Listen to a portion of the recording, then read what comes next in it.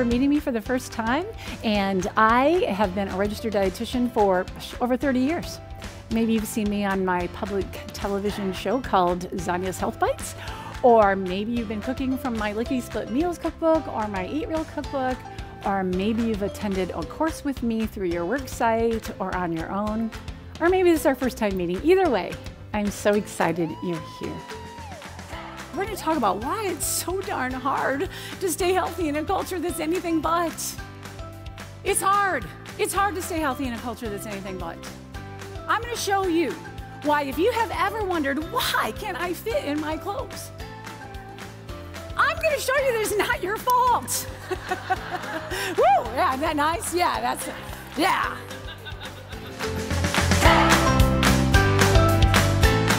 I'll coach you through my sensible nutrition and exercise habits with weekly goal setting and support the entire way, setting you up for your best year yet.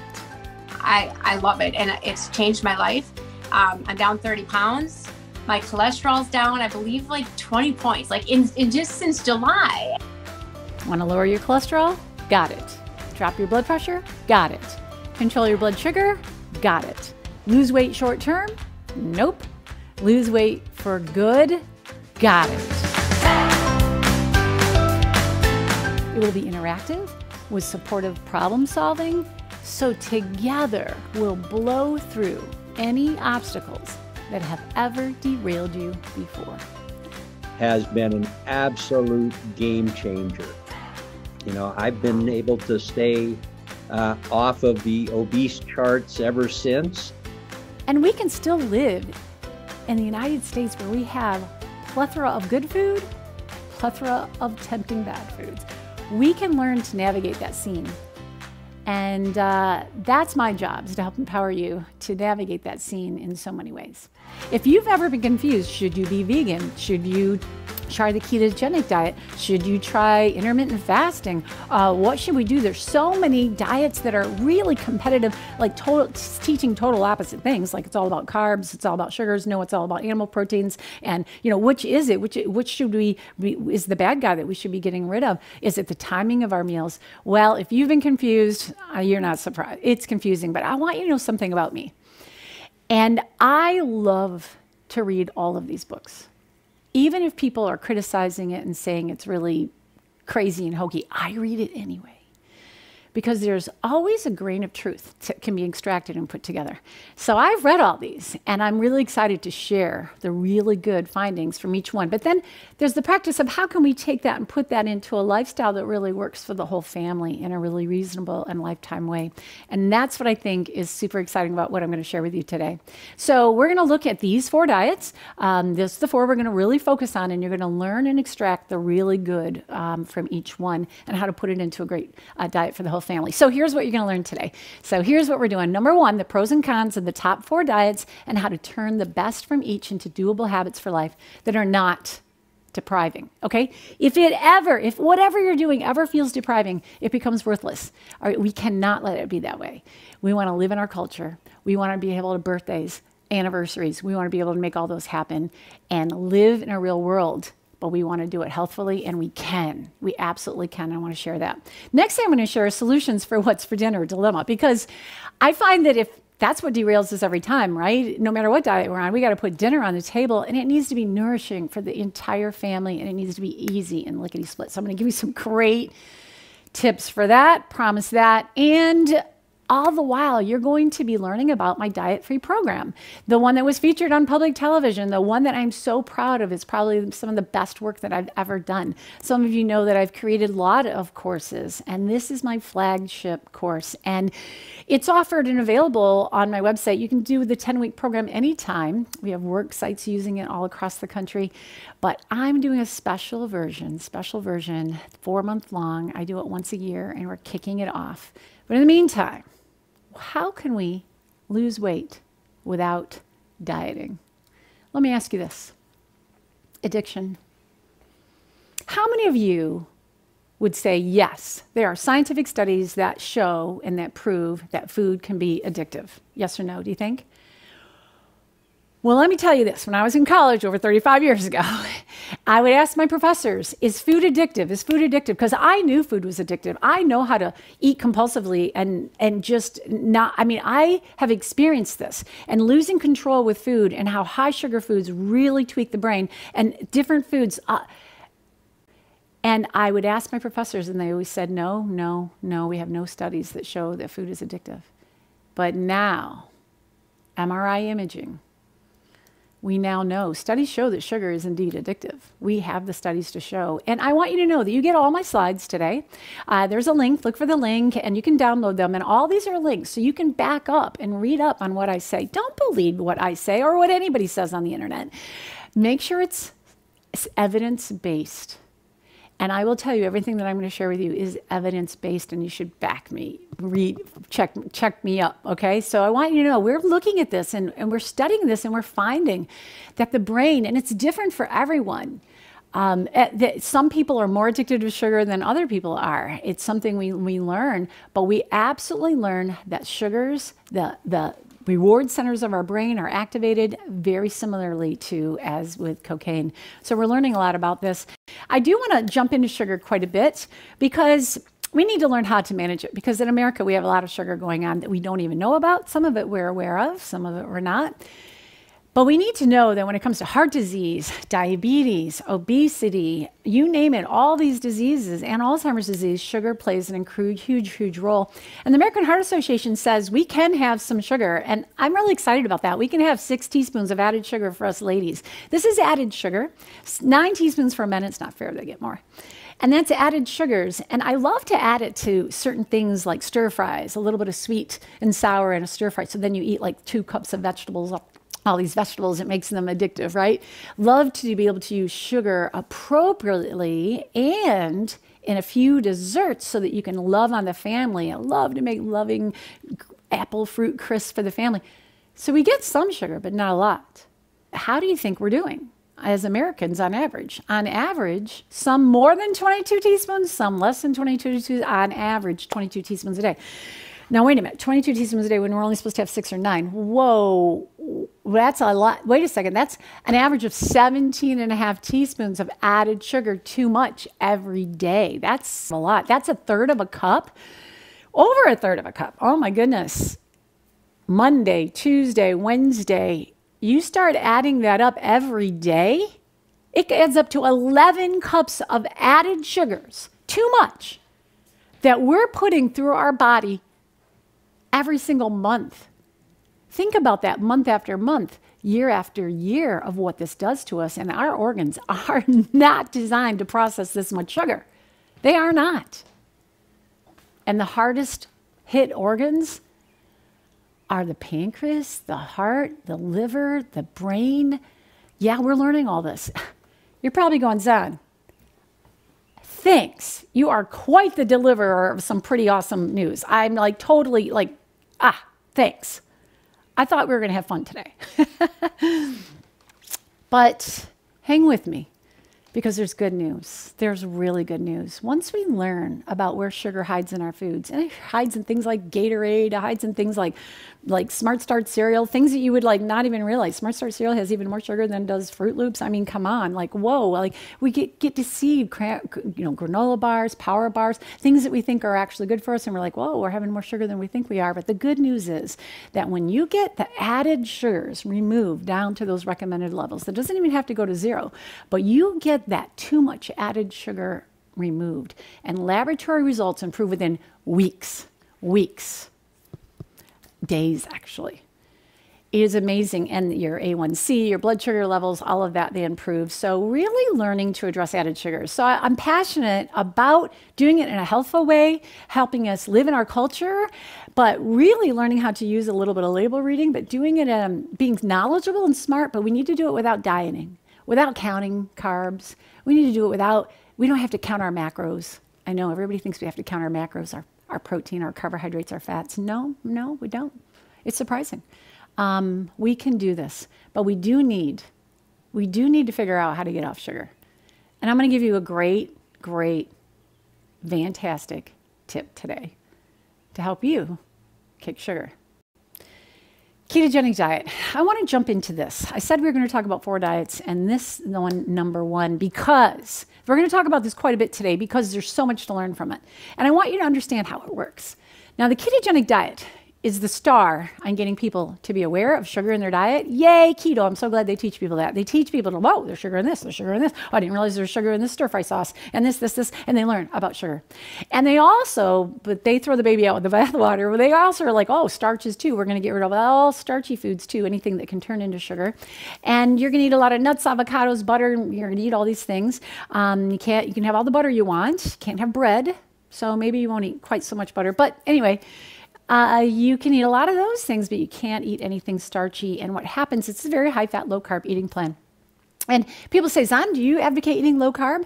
And it's like, yes, much, much, much lower than the typical American. When you see my day, it's much lower. But is it this low? No, it's not this low. But there's still great things we can learn from this diet. So let's hang on to this. Let's hang on to this a little bit. I want you to know that I'm all about evidence-based. I have references for everything I'm going to be sharing with you today, a lot of references.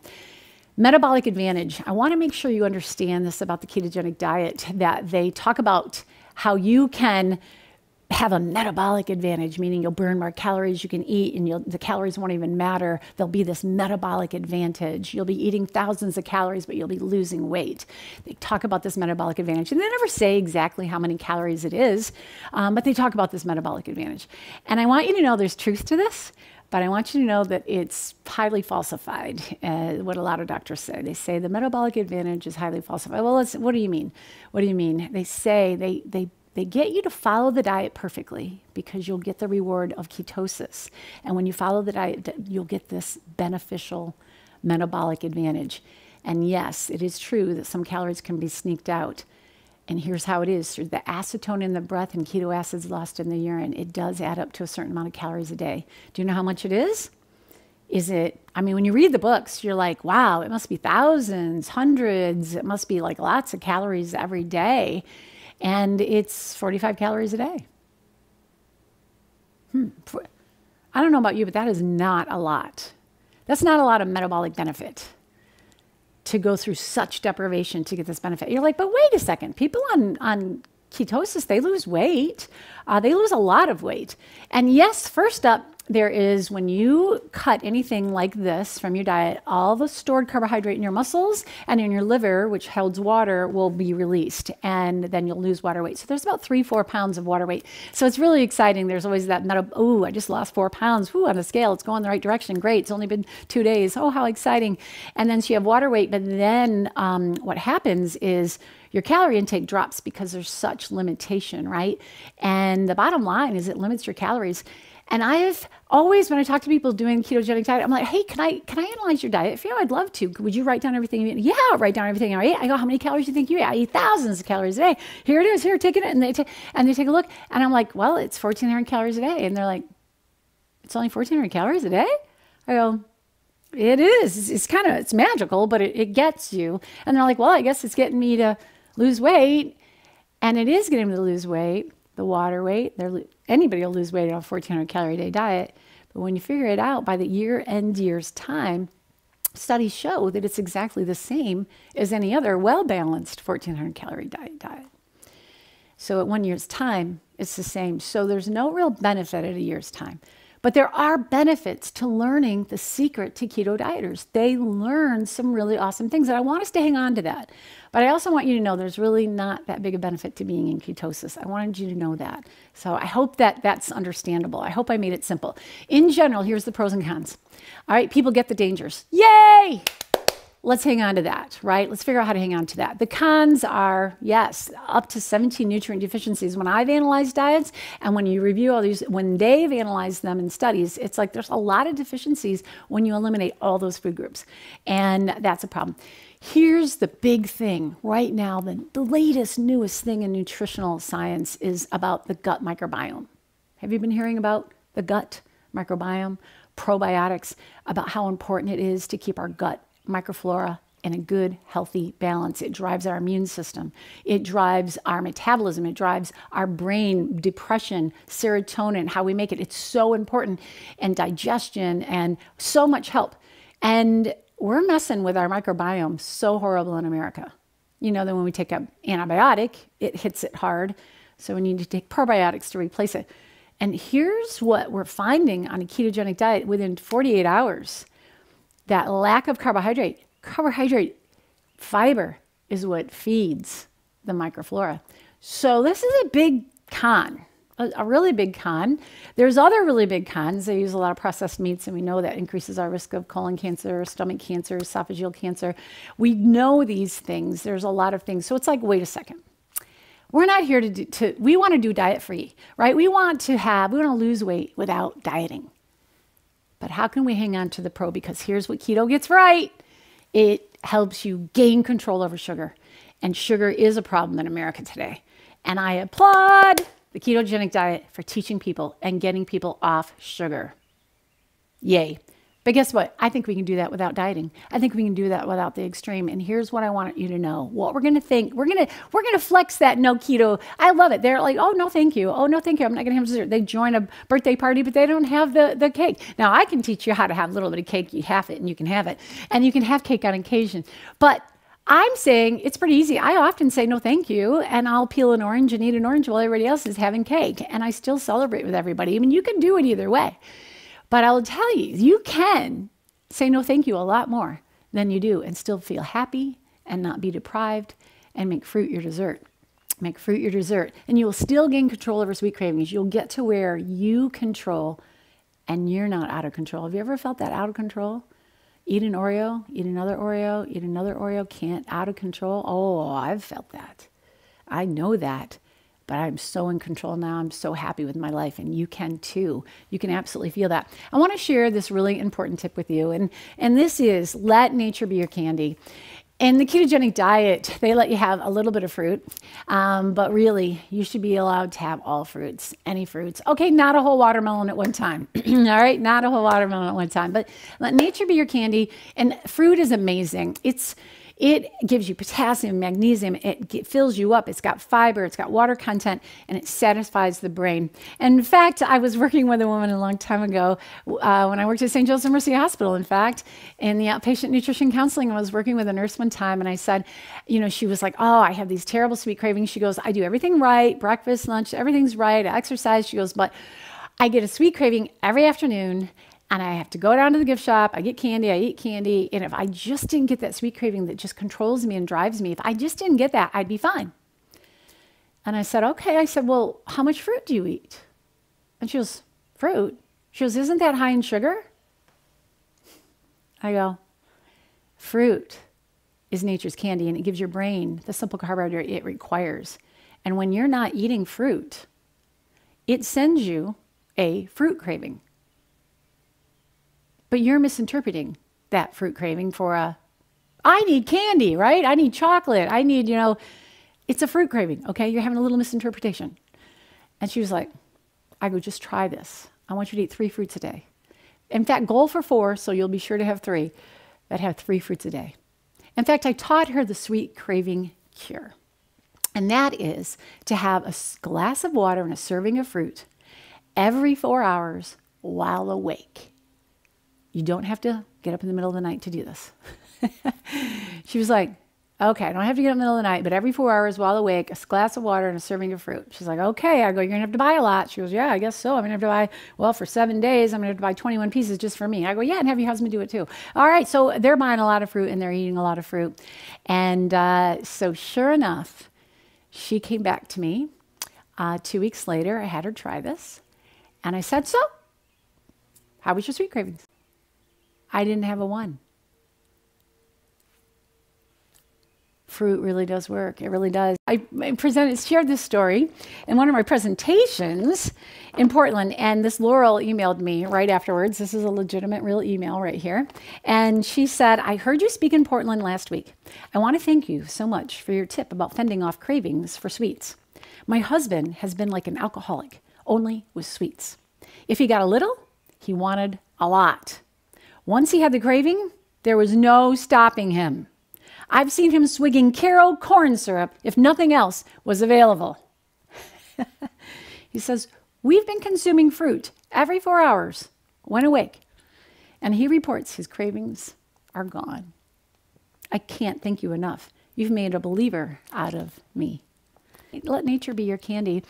It will turn your life around. It is such a simple but powerful and important habit.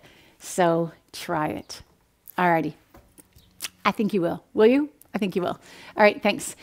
Next up, we talked about the ketogenic diet. We got the positive we're going to take from that. And now let's talk about vegan. Vegan is an amazing diet, and it's 100% plant-based. Nothing from an animal whatsoever. So no eggs, no dairy, no meat, no chicken, no fish. Now, a lot of people would say, wow, that's giving up a lot of food groups. Wow, that's pretty depriving. And I get that. But I will tell you that I am never down on what I'm not up on.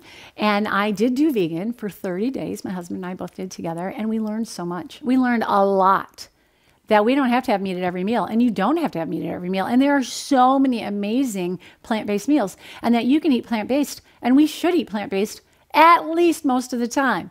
And I love teaching people fantastic new meatless meals that are easy to make, that become new family favorites. But do we have to be 100% vegan? We're going to look at the pros and cons. I salute you if you want to be 100% vegan, but you do want to make sure you're not the Skittles vegetarian, right?